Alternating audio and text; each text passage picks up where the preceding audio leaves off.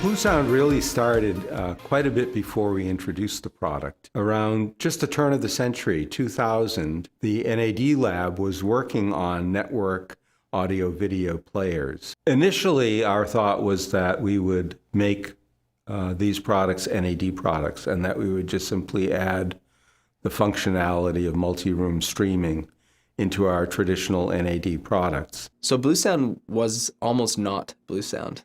Bluesound started as an idea, as a concept, living and breathing within the NAD brand. You know, I felt that if it was under the NAD brand, it would perhaps lose its potential and not be seen, just because it may be seen as a hi-fi brand and an old-fashioned hi-fi brand to that new demographic that was expressing interest in wireless connectivity and tablets and, you know, screens and user interfaces and multi-room and those kinds of things might not consider it the same way. Whereas if it was a brand created for this market, created for these music lovers, it had a chance of being noticed more than just a feature addition to a hi-fi brand. A third brand really was a clear statement about whether it was amplification or acoustics. It was a place where we would combine the third leg that would hold it all together, which is the networking and distribution technology and internet music services. In order to create this new brand, we didn't know what it would be called. And in fact, that's a whole interesting story in and of itself. But we consulted with Bob Beck at Design Society. The Bluesound brand name is an interesting story. There's a couple of versions of it, depending on who you ask, but really what happened was we had a really long list of names that were in consideration. Bluesound was one of the names on the list. And so we were getting really frustrated because we were getting shot down. The top 10 list had already been whittled down and we were moving into some unknown territory. And this color, blue, kept coming back in the imagery and we weren't really cognizant of it. But you know, when you go to see a show live and you're either in a small club or at a different venue, that color is always in the gels and the lights. Once we settled on Bluesound, it clicked. Everyone got it right away. It was easy to remember. It had meaning. And it went with this whole marketing campaign, Living Hi-Fi, which was a great triple entendre because I'm living hi-fi, I'm part of the club, I'm special, I'm living hi-fi. Bluesound is living hi-fi. It's like the band is in my living room. I'm actually enjoying a live recording. So the Living Hi-Fi platform was developed in order to translate that to an external consumer, to maybe a non-audiophile, a passionate music listener, but somebody that would not necessarily get caught in the details of the 24-bit audio message. Obviously, it's part and parcel to that message, but Living Hi-Fi expresses a little bit more of a lifestyle dimension to it. And really, it had to start with the customer that we were facing, the customer that we were aiming for. Modern audiophiles, people who were aspiring to something more. Maybe they didn't really understand hi-fi, and so we had to speak a new language, and that language had to be reflected in the whole brand manifesto that was created in those days. The Bluesound manifesto, I mean, it kind of sounds a little pompous maybe, just the whole word and name of it, but it's actually a very important document for us because we created the manifesto to be the guiding light through which everything should really be viewed to see if it fits who we are. So it's a statement really of what are our core values, what's important to us, what really matters. It was really the manifesto that was designed to be an internal communications tool before anything else. And so that manifesto, that original manifesto, which has, I think, three different stanzas, which really leads up to a passion for 24-bit high-res audio, was created really to get everybody on the same page. It kind of says who we are, where we came from, what's important to us, what's incorruptible, and it's a guide. And to me, it speaks volumes because, I mean, I don't think a lot of brands have that kind of thing. When we launched with 4 products, the Node, the Power Node, the Vault, and the Pulse. And each one represented an opportunity to engage a certain type of consumer. In the early days, before it was even Bluesound, There were no streaming services, or very, very minimal. It was a world of downloads, and most people still owned a lot of CDs.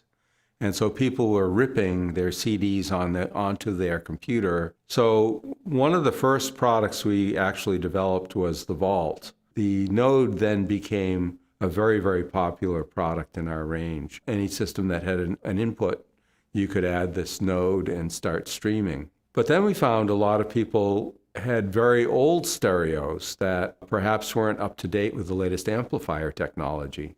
And so we said, why don't we take that concept and bring it into the new world of audiophile 2.0 by combining the Node streamer with a very high performance audio amplifier. And we could take this and make a new kind of integrated amplifier we call the Power Node. And that has been extremely successful. We say, if you buy this little box, all you have to do is add your favorite speakers to it, and you've got a killer audio system. And then there was the Pulse. It was all just one box system.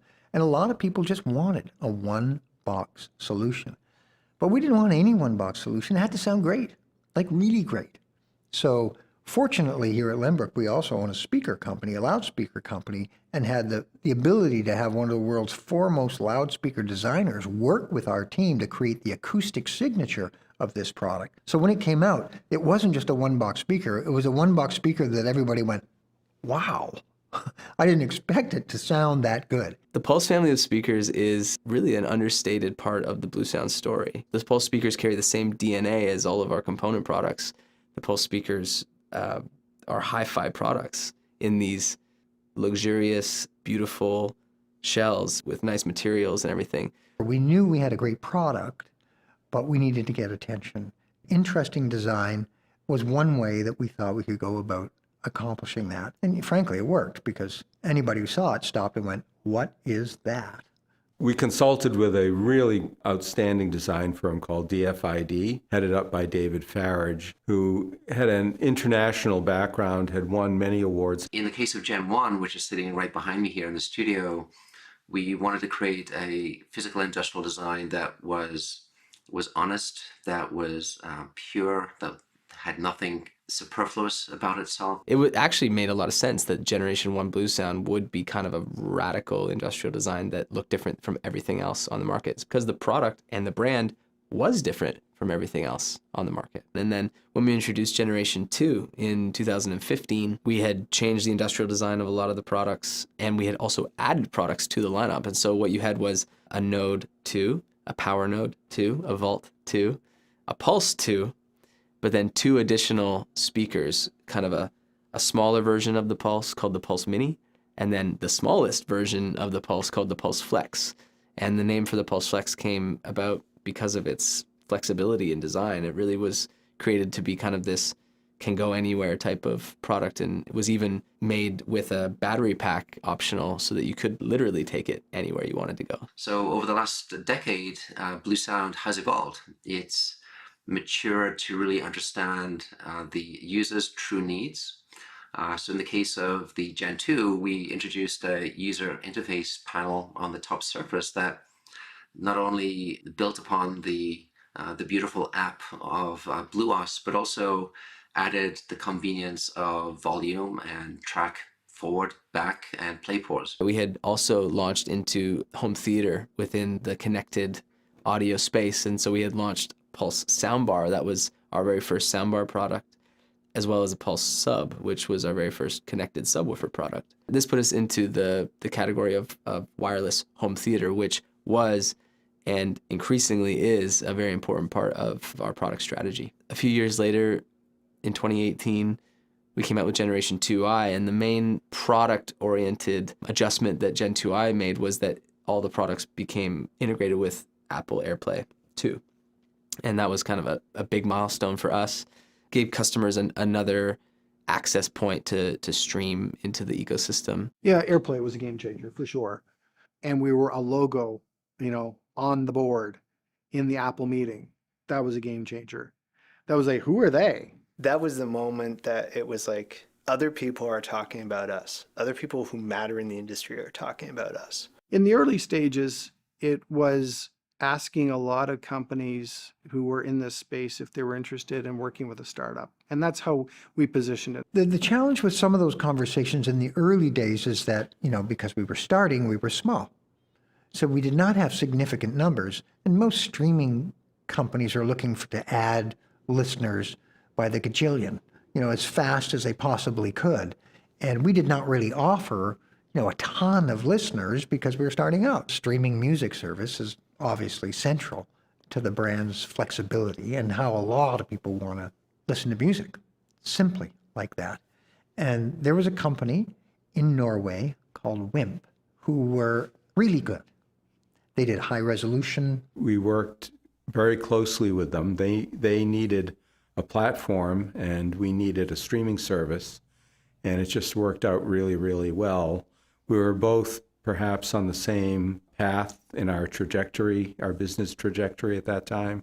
So it was really a great fit and a great partnership. As they expanded worldwide, they became TIDAL. It is a very, very solid streaming service that continues to do high resolution. They always saw the value.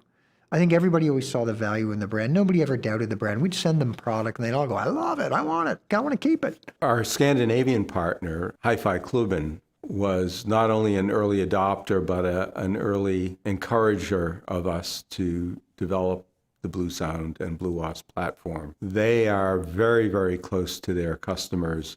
Their customers are very tech forward. We worked quite a bit with them getting the specifics of the product just right. They were fun to deal with, but very, very smart and typical to Danish form, I think, brutally honest in their feedback. They told you exactly what worked and what didn't work. And as long as you had the chops to hear those kind of criticisms, hugely valuable. We love our approach to feedback, and we love feedback. We take it from many, many, many channels. And in fact, our singular greatest strength is taking feedback. We take it from customers, we take it from suppliers, we take it from partners, we take it from anybody who offers feedback. I think establishing a new brand from scratch is a tall order, and it asks a lot of everybody. It asks a lot of our partners to come along with us and support us in the different markets. Frankly, just very grateful to them all for all of their support over all these years. I would say a big, warm thank you from the bottom of this heart. There were certainly a lot of people who were willing to support us and Lenbrook, carrying the brand through whatever happened, and came back for more. Thanks for allowing us to grow up. I would just say thank you, first of all, and also let's keep doing this. This is fun, and let's keep listening to really good music.